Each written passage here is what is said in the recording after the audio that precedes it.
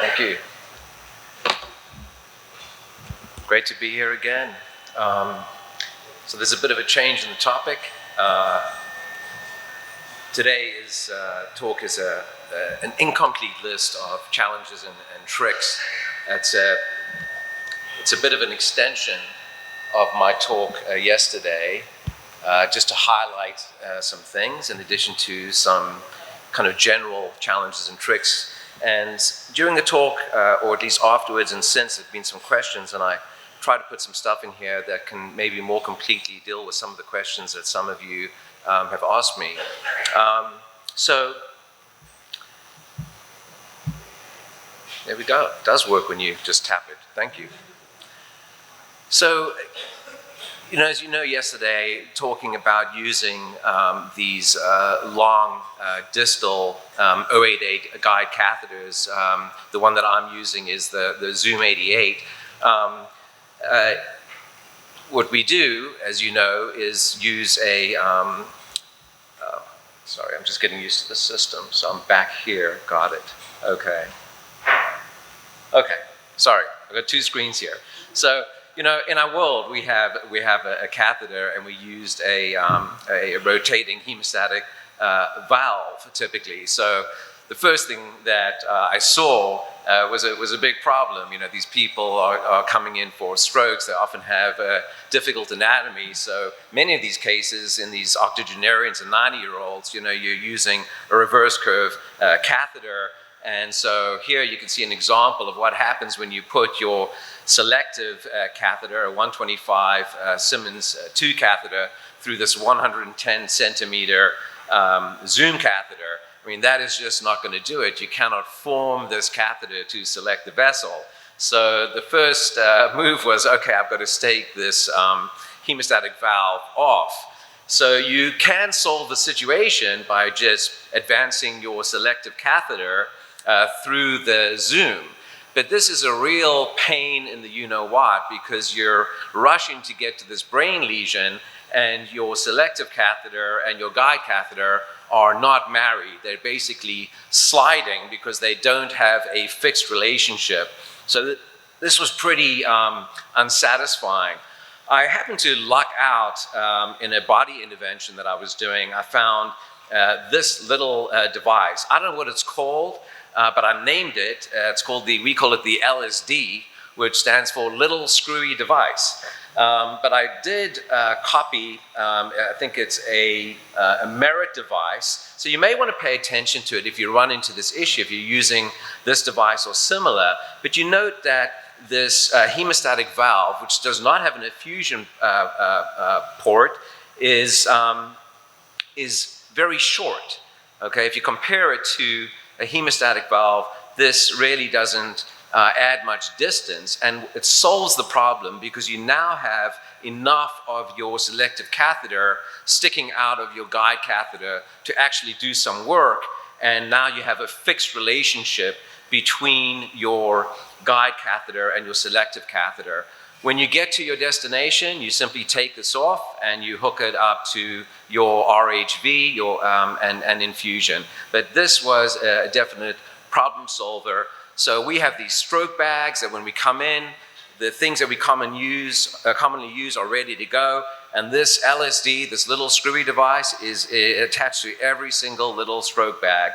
Just remember, it gives you the opportunity to have the required amount of selective catheter sticking out of your guide catheter. So these are three kind of key concepts that I use when I am using this as a guide catheter. And again, this is a choice, remember, to use this as a guide catheter with or without using it for contact aspiration. But my first move is to basically get a high initial ascent. So this is different than placing a regular sheath that's going to sit low down in your carotid. So I place this high. You can see that this is being advanced over the selective catheter to essentially the cavernous segment on an initial ascent toward the brain lesion. In this patient, we have a carotid T lesion. Again, note the high position of the catheter. And then the next step, after that high initial ascent, something I talked about yesterday, I want to highlight, is this walking or shuffling of your catheter system up towards the lesion. So the small things, the distal things go first. So here you can see there is traversal of the lesion with a micro wire and micro catheter, and the intermediate aspiration catheter, in this case a 71, is being advanced over the micro catheter. And I reach the lesion, and then I shuffle back to get my guide catheter, which now I'm going to use as a thrombectomy catheter, and then feed that over. If I can grab this.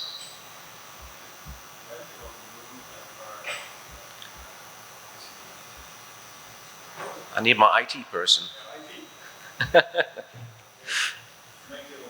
Maybe they're just too close together. There it's going, actually. Yeah, so you can see this guide catheter, which is now made the choice to turn it into an aspiration catheter, move to the lesion. And note that again, something that I'll point out, the 071 catheter is right at the face of the thrombus, and I'm moving my guide catheter, which is now a thromboaspiration catheter, just to the face of the thrombus. Okay, that's an important feature. Before doing this, what I'm doing is I'm straightening the system, right? So get your high ascent with your guide catheter, shuffle things up, but before you pass your large or super large bore catheter, kind of pull back on things, straighten, because that's going to give you the stability and support to advance this large hose that you're going to use to hopefully thrombectomize the patient, which was achieved successfully in this patient. So high initial ascent, walk or shuffle the catheters up, straighten, and then advance your super large bore catheter. Somebody asked a question regarding kind of, is this safe to do? Pass this big hose into a middle cerebral artery. And it can if you have the right amount of information, right? So a key point that I want to highlight is just, well, what is the distal outer diameter of these catheters? This is the company's slide, and I changed all of these to millimeters because it's a more realistic measurement that you want to have in your brain. So the key thing is, you're getting information on this patient in the form of vascular imaging. You can do a fairly accurate measurement right off the bat, sitting at home, when you get this on your iPhone or computer, at your desk station, okay, how big is this MCA? And this is what I want to highlight. The Zoom 88 is 2.7 millimeters. Most middle cerebral arteries that I see are going to be around 2.6 to say 3.2 millimeters. So for many people, this is an okay conduit to advance to a middle cerebral artery. So I just want to say, you can start measuring things right off the get-go, but you're not committed. Remember, this is a guide catheter, right? So just showing you in this case, highlighting that really the name of the game is the catheter to vessel ratio. So see if I can get this going over here. No, I'm going forward. How do I go backwards?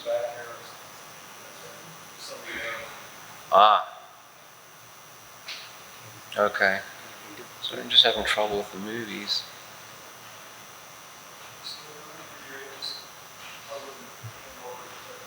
Yeah. See if you tap it,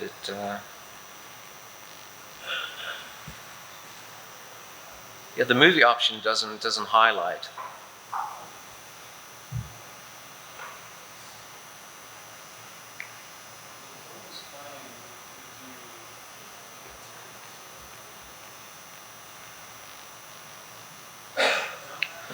It's okay. I can describe what I can just describe it. Now it's going forward.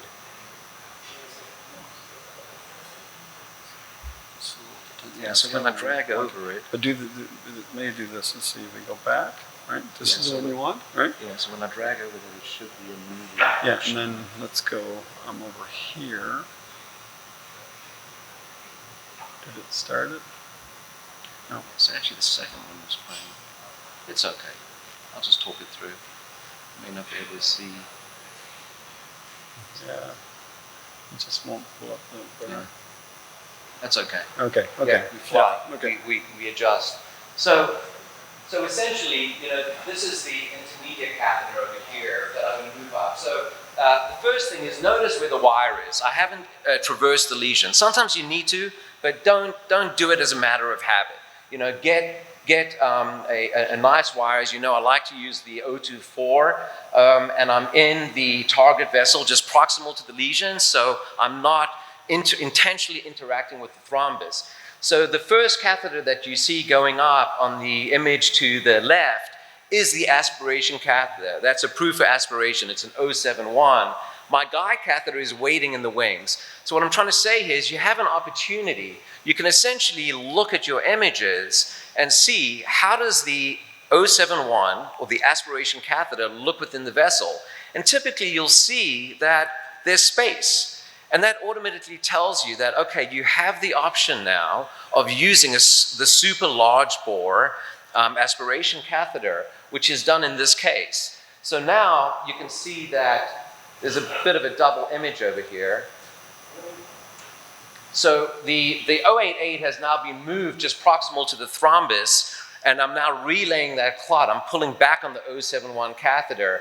So you can see that it's right-sized to the vessel. You'd see it better if the movie played, but I think you can see that this could accommodate the 088 guide catheter, and that when you look at the diameter of this vessel in relation to the small aspiration catheter, that there's a little bit of space there. So just to highlight, you can measure with the CTA, but when you're there live, you had your smart mask or your road map, and you can look at your devices, and if there's space around the aspiration catheter, the large bore, then you can move the super large bore and hopefully engulf the clot in a single pass, which was achieved here.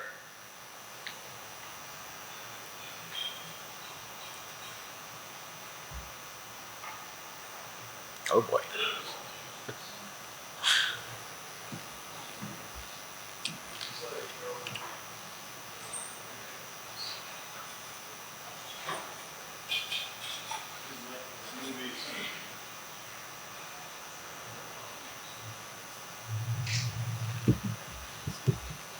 Still can't even find you.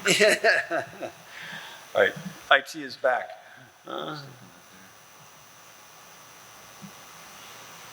Let's go. You are probably on this one. Yeah. Or this guy. It's okay.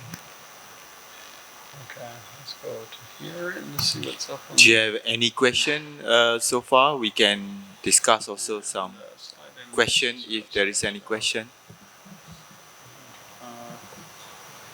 Okay, I think you just go with these there. I think this may be a safer bet. Yeah. Like okay. this I think it's up, down, kind of just back and forth. Okay. Instead of tapping on it. Yeah. Okay. So again, highlighting the importance of catheter to vessel ratio. I also wanted to show this case because there was a question regarding this Aristotle wire, this 024, which initially my intent was to use for kind of central lesions, but the nature of the wire has really allowed me to use it kind of as a first choice and almost go where I want to. So this was an interesting case and a pretty rare one. You have somebody coming in with embolic occlusions fairly far out in the pericallosal region of the anterior cerebral artery, and also a dominant outflow, M2 branch, fairly large, MEVO lesion. And so, right sizing, I've had a lot of recent success with some of Penumbra's newer aspiration catheters. This Red 62 catheter has this ability to be kind of an all-around, good player, getting often large vessels as well as these MEVO and distal lesions.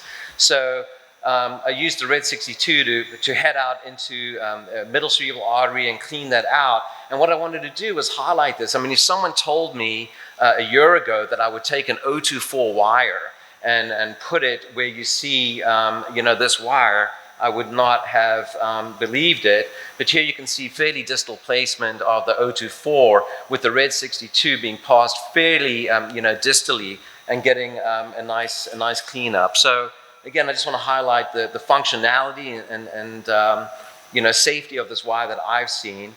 But just in general, if you want to move to thromboaspiration as a primary modality, just having a sense of right-sizing that catheter, to the vessel.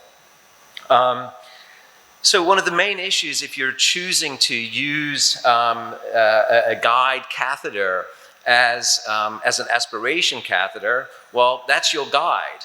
And so if it's occluded from the clot, you've got to take it out. And so you want to have some tricks in the bag to avoid that. And so to me, there are two kind of main ways that I do this. I talked about this technique yesterday where when you're pulling out from the clot, you certainly don't want to bring it all the way out. I mean, this is your guide catheter. You're using it in a hybrid form here.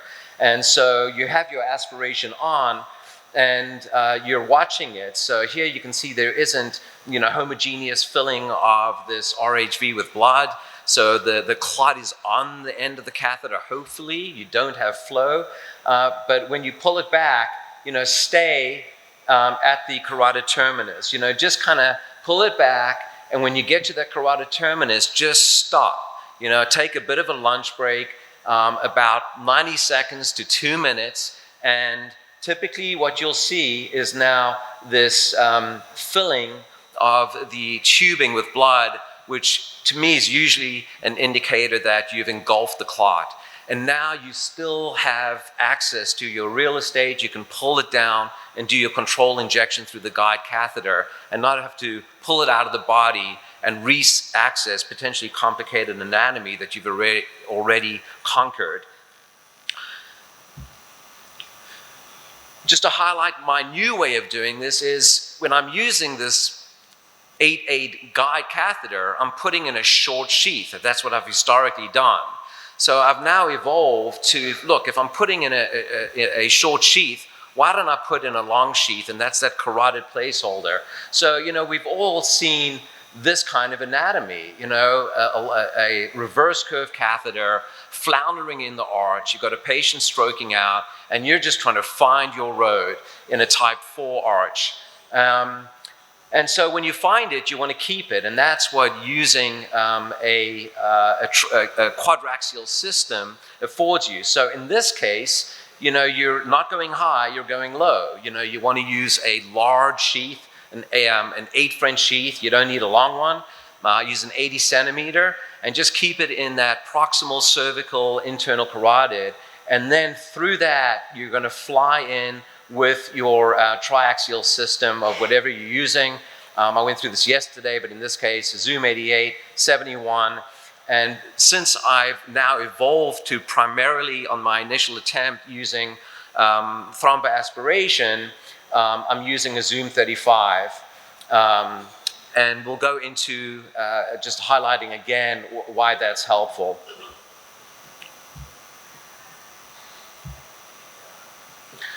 So we all have to figure out what our identities are in this life. Are you a face of clot guy or gal, or are you a embedder? I've done both. Raul Noguera's group came out with some information, but just to highlight what I do now, this movie's going to play. There we go. So, here you can see the right-sized, super large bore being placed initially just proximal to the thrombus. So when I start aspiration, I'm not within the thrombus. I'm pulling my 71 back, and I'm slowly advancing that. So I'm advancing my super large bore to the face of the thrombus under suction, and I've actually relayed that clot with the smaller catheter. So what these guys showed in a flow model is that when you do that, place your aspiration catheter at the face of the clot, you will tend to get complete ingestion, okay? The problem that has been shown is that if you embed, right, you tend to pin some of the clot against the wall between the aspiration catheter and the wall of the vessel, which can subsequently embolize. And so, you know, you tend to get a more complete engulfing of thrombus, complete clearing, if you're a face of the clot person. And so, and I do that fairly religiously.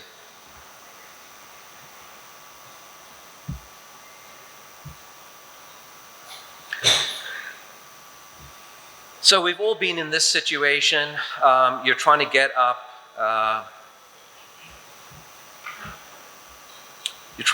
fast to a clot, and you've got microcatheter and microwire, in this case into a mevo lesion in a middle cerebral artery, and your aspiration catheter is basically having a real fight and wrestle session with this ophthalmic, and you're going nowhere. And that can be a real problem. And I used to face this problem a lot because I was primarily a stent retriever, or actually a combination stent retriever with aspiration person. So what I had was a microcatheter within my aspiration catheter. And so what you tend to get is this ledge effect demonstrated here. I think this is a Cat6, this is a rebar, and you can see this ledging that occurs between the two devices. And here's kind of an en face view. Some companies have tried to deal with this. Stryker has this offset catheter, and it tends to be minimized using an offset catheter. I have not used their catheter. And I'm hopeful that, you know, this can be eradicated. This is the triaxial system that I spoke to you about yesterday, Route 92, is when you have this tensing insert catheter that I think fully eliminates any step-off with the aspiration catheter. But meanwhile, in my world, what I've done, and just to show you the problem that I was facing, so, you know, I was a stenter with aspiration, so here's the velocity microcatheter in which I would deploy my stent and then follow up with aspiration with, in this case, a Zoom 71. And you can see the significant step off. So, you know, getting ambushed by this ophthalmic was a pretty common thing. And this is really minimized. It allowed me to see that, you know, since I was going to thromboaspiration, I moved to the Zoom 35, and you can see how much, there is a little bit of ledging, but it's definitely improved when compared to using a microcatheter. So I think this definitely has helped out. And this is where the problem is going to occur if you're using a triaxial system. It's much less likely to occur between the super large bore and the large bore. So here's a Zoom 88 and a Zoom 71, and there really isn't much ledging there. So, you know, this is where the issue is going to occur, certainly with this setup, to a less so with this one. And here you can see in the most cases, you know, it's pretty smooth. Here the microcatheter, microwire beyond the ophthalmic, and the aspiration catheter is moving fairly smoothly. And this also highlights that, that shuffle approach of moving things sequentially. Once we've got our aspiration catheter over the ophthalmic hump, our super large bore with really minimal ledge, you know, really for the most part goes through pretty smoothly. But there are always buts in life. And sometimes it's not going to work. So for me, a quick solution is, you know, what do I have in the patient's body? Can I do anything there instead of grabbing something off the shelf? This has worked a couple of times where, you know, I've got a super large bore catheter low down here, and sometimes just advancing this just changes the dynamics of how this catheter is sitting in relation to the ophthalmic artery. So I call this the 088 bump. You don't want to be too aggressive with it. You don't want to traumatize the vessel, but sometimes it's enough just to steer this away from the ophthalmic, and in this case, allow me to pass a red 62 into this mevo lesion, which got nicely cleared up. So just kind of think, okay, can I use what I have? And that one has worked out for me.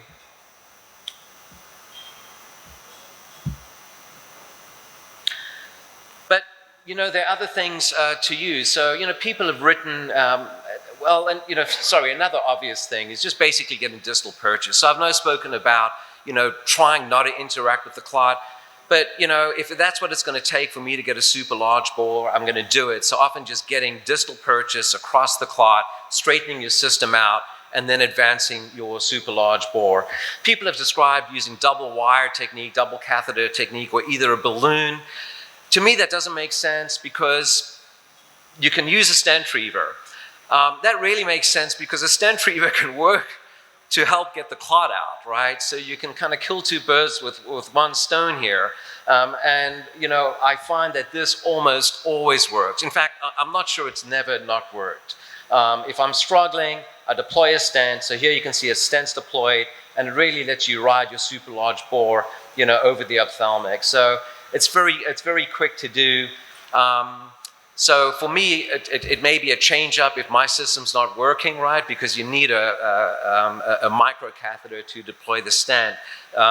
Deploying them through these aspiration catheters, you kind of pre-deploy the stent within the catheter. So, you know, if you're using something like a 35 catheter, that can be an issue deploying a stent, but it really doesn't take much to grab a microcatheter. So, you know, this is my go-to.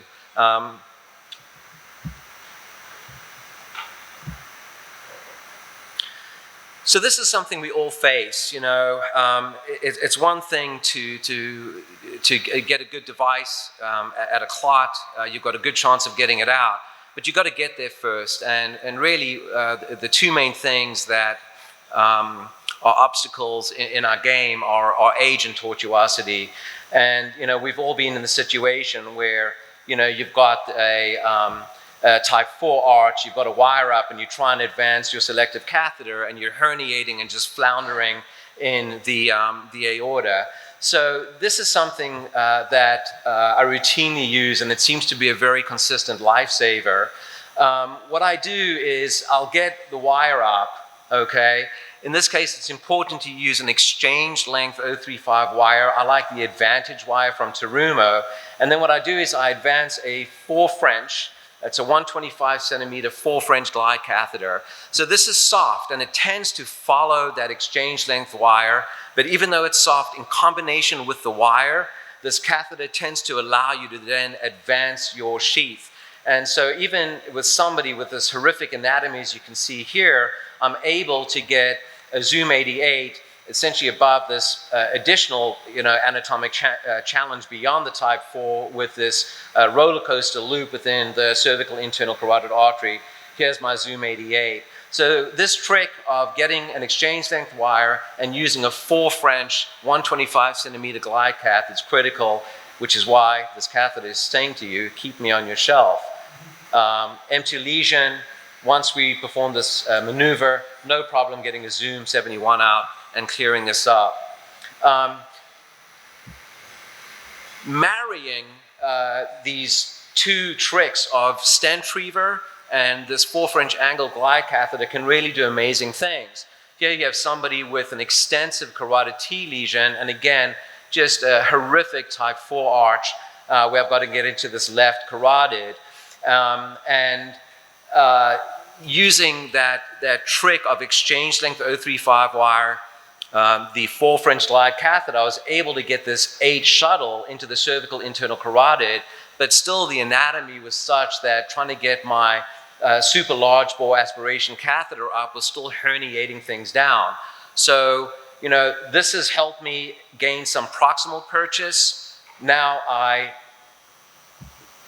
deploy my stent retriever, and despite the tough components of this case with this type of arch, I was able, by marrying these two techniques, to get a super large bore catheter all the way up to clean this clot out in a single pass. So, you know, using your weapons together, these are two powerful maneuvers that can really help you in a tough case and actually make it not that tough, which is an easier way to live life. Why suffer? So about a year ago, I was sitting with that gentleman right there between cases, and there's some folks who live close to where I live, some good interventionalists, and they seem to be very giddy about doing transradial strokes. And intuitively, it just didn't make sense to me. I didn't kind of understand it. What would make me want to do that? And just so you know, I do a lot of radial work. I'm almost a first radial, follow-up on my aneurysms. They're single vessel, and there are certainly a lot of neurointerventions, electives, where I like to use transradial. But to me, kind of my stoppage point was stroke. So I turned to my learned colleague, Dr. Baxter, and I said, hey, Blaise, what do you think about treating strokes with a transradial technique? And I was expecting a very learned answer, and he looked at me and he said, it's a stroke. And there's not much more to say, all right? We all, well, I don't know if anybody's doing this yet, but certainly his answer made absolute sense to me. And I moved on with my life as someone who was not going to do transradial stroke until this guy came in. So we have a proximal M2 distal M1 lesion, and this patient's got just a ton of thrombus sitting in his arch. Now, I've done a few direct carotid punctures. They've gone well. Our vascular surgeons have basically instructed me, even though I've used some closure devices, hey, we don't want you doing that, call us. And I haven't enjoyed calling these guys at 2 a.m. in the morning. It's just not something that I want to do. I'm a polite person, and so it's not my thing. And I didn't want to do it on this guy, and I'm a radial person, and I thought, okay, here we go. I'm going to do this radial. And this is my adventure. So I've been using a wrist guide cath for some of my radial interventions. So I punctured this individual, got in pretty routinely, got access into the carotid, and I'm ready to go up with my my aspiration catheter and microcatheter to do a combined approach thrombectomy, and suddenly I can't pass my instruments. They are not going. And I don't know what's going on, but I am not able to, I'm hitting a stoppage point. And I pull things out, and my wire is mangled, and I don't know what's going on. So I put a little bit of contrast into my wrist catheter, and here you can see this kinking, in the carotid. This kinking at the base of the arch within the guide catheter. So obviously that's the stoppage point, and that's what's messing up my wire. So in this patient, I had a Cat5 as my intermediate catheter. And so what I did was I just advanced the Cat5. I reduced this loop, advanced my Cat5, and you can see it going up. So now I'm fairly positive that I'm going to have normalized this kinked area. And just to understand these devices, what makes these devices great and gives them their ability to travel high up to the base of the skull is that they're very flexible distally, and that support zone is much, much lower. So if you're going to think about doing this, you want to get high. And I think what was going on here was that I probably had this flexible zone at this area of acute tortuosity in the arch. So, beware, you can run into some arch issues, with the transradial approach. But straightening things out, I was able to get my Cat5 and microcatheter to this MCA occlusion and use a combined approach, stent retrieval, thromboaspiration, and clean it out. And so I was born into the world of radial stroke. I felt very happy. I thought this was a legitimate reason to do this case. And that's where I was happy to reside. And then I got this case. So patient comes in with a left MCA, actually a carotid T lesion, and I'm looking at the CTA. And, he's got a type 3, 4 arch, and a key point here, he's got a bovine. He's got a bovine arch. And so, I'm kind of living the radial world electively. And, if this patient had a left carotid aneurysm, I wouldn't do a transfemoral approach. This is an incredibly lovely angle, just waiting for a neurointerventionalist. This is tough. And again, why suffer in this life unnecessarily? And so here I go, the person who never believed in transradial stroke. I said, this guy's got a bovine arch. I'm going to go for it. And this was an absolutely lovely, pleasant case. I'd learned that you don't have to use a Cat5, that a RED 62 can go through a wrist catheter.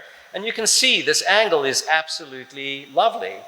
Took 2 seconds to select this distribution. I have my wrist catheter up high, RED 62, whoops. RED 62 with the stent retriever interacting with this T lesion, and a lovely result. Since then, I kind of took a look at this, and it's been reported that transradial access in bovine anatomy is much, much faster than femoral access. And it's basically half the amount of time to do a transradial access. I think it was somewhere around 30 minutes to do the transradial access. Femoral, the average was 58 minutes in bovine arch. So I'm not trying to sell transradial thrombectomy, but I'm trying to give a mini sell that if you're venturing into this world and you're comfortable with it, and the way that I did it is one that I would recommend, which is if you've got a practice and you're doing elective angiography, start playing around. Initially with just simple, right carotid, left carotid follow-ups, right vertebral. Get comfortable in that world, because then you have the skills to make an appropriate decision when somebody comes in and it makes sense to do a radial thrombectomy. So, highlighting, you've got your pathological reasons to do it. Somebody's sitting with a bunch of thrombus in their arch. That's going to be a rare thing, I think. I'll probably not see that again. But more and more I'm thinking about, anatomically, what makes sense here? So I think the one where you really want to consider it, certainly based on my experience, but, read this article, it's the bovine arch. It's pretty decent anatomy, and I think you can see that pretty well here. This is one that my partner did, and I was walking by when he was doing it. I saw some features of the case, and I thought, wow, is Sri really going to do a left radial approach on this? I think my reflex was not to do it. And since then, and looking at the case, you know what? Maybe he did a really good job in his decision making. So you have someone with tip of the basilar occlusion. You look at this vertebral artery and you've got a real zigzag. I mean, I've been here before, and typically what I've done is, in an elective case, I kind of straighten this out gently, but this is a neuroemergency. So typically what I've done is just get kind of a good beefy, sheath, and I let it sit in the subclavian, but you pay a price, right? And the price is, I want to see my sheaths and guide catheters on my AP view. You're not going to see your sheath and guide catheter in the lateral view. So the first thing that you're doing is dialing down your mag. So you can see your target lesion, and you can also see your sheath in the subclavian. And I don't like doing that. I like to mag up, I like to see things well, and I like to see both things. So, typically, you want a sheath or a guide catheter that's higher, close to your lesion. But my partner chose to do a left radial approach, and here you can see the angle at which his approaching this vertebral lesion allows him to get into the inflow distribution without traumatizing it. And now he's doing a solid arteriogram from his axis. We can see clot sitting in the basilar. And here you can see the wrist. The wrist is at the bottom of the screen here. So, he's done a good job. He can see his guide catheter, and he can also see his lesion, and he has good control, and he did a RED 62 thrombectomy. So, just highlighting, again, potentially another good anatomical reason to do a transradial thrombectomy. My experience is being on the other side of the table, so the left side of the patient's left side, it's awful. For my carotid punctures on the left, for radial punctures, interventions that I do, I get access and then I scram back over to the right side of the table. Usually you can get your instruments over to you so that your table instruments as well as your catheter systems, you're oriented the way you normally are. It's tough to work on the opposite side of the table, I find, especially in a procedure that you're really wanting to move through quickly. So just to highlight, if you have an interest, or you want to compare what you're using to what I'm using, for the wrist approach, the wrist guide catheter, I get in with a Terumo 7 French slender sheath. I use the wrist guide catheter, it's an 079. I have two choices of selective catheters, and I'll highlight, what each of these bring to the table in a subsequent case that I'll go over. But it's a wrist 5.5 selective catheter or Penumbra's 6 French neuron. The Red 62, I'm falling in love with this catheter. It's not that big, but it's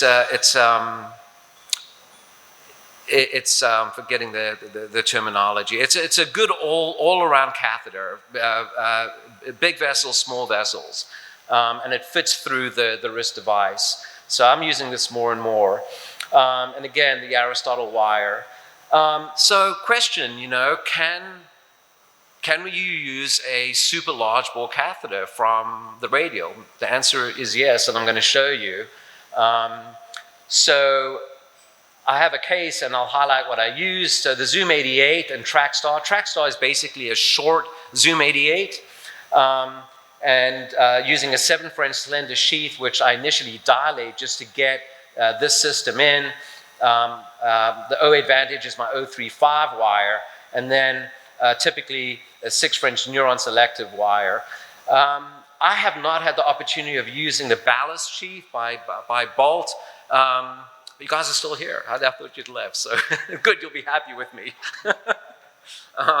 But there's nice reporting of my neighbors at Thomas Jefferson Hospital in Pennsylvania and Philadelphia. They reported on 92 cases using the ballast sheath with the transradial approach, and they got to their target lesion with the sheath in 100% of cases. Pretty impressive. Coming soon, I think it is almost imminently, is Imperatives is going to be coming out with the first radial stroke platform using, essentially Zoom 88. So yeah, this can be done. And this was actually my first case doing it. So, for diagnostic catheterization, I get in with my sheath and I give a radial cocktail, basically your antispasmodics. Here I'm going to be putting in a big hose, and I want to be gentle with this vessel. It doesn't take long to do, but I used get a transitional dilator in, and give my radial cocktail, verapamil, nitroglycerin, and heparin. And then I pre-dilate with this 7 French slender Terumo sheath. So this goes in and it goes out. I have advanced my Advantage. Okay, so now I've got my 035 wire, and now I'm going to use my, think about it as a Zoom 88. This was actually not a stroke patient. This was an elective intervention. And so here's my Trackstar, same thing as the Zoom 88, just shorter, and this is my 6 French neuron selective, and you can see there's virtually no ledge here. So this went in incredibly smoothly. Pre-dilate, this just flew into the body, no problem. Nicely hemostatic, and I'm all set up to go. So here's my selective catheter, and I tend to form this off the aortic arch. I don't know if this is how well you can see this, but I basically form this with off the the aortic valve, and then I come in and I select my vessel, and here. I'm now going to try and advance my sheath, into the carotid. So, had some problems. Definitely, this was a stop in the show right here. I couldn't do it. I'm not sure how well this is projecting, but I couldn't advance it, right? And so what I did was, and this is for experience that I'd gained from using these two different types of catheters. I'd seen this before. This is easy to form, but it can be tough to advance things over. So I exchanged this out for Medtronic's wrist catheter. Even though this is a 5.5 French, not a 6, this is stiffer.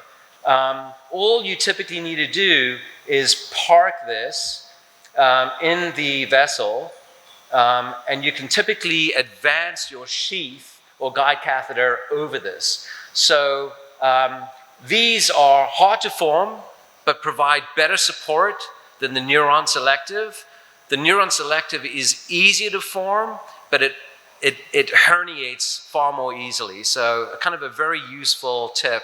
I would definitely have both of these catheters so you can at least manage the problem. And this really was the problem solver. Once I was up there, you can see this is a web case that, this was the hard part. This took 15 minutes, and putting the web in took, it was actually our first case, but it was very quick. But anyway, just to show you, you can put a super large wall catheter through the radial, and it looks like Imperative is going to deliver it to our hands.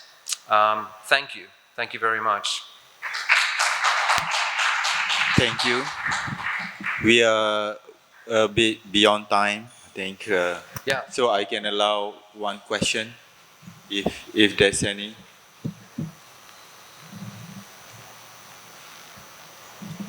If there is no question, I think we can go to the next speaker. There's any question?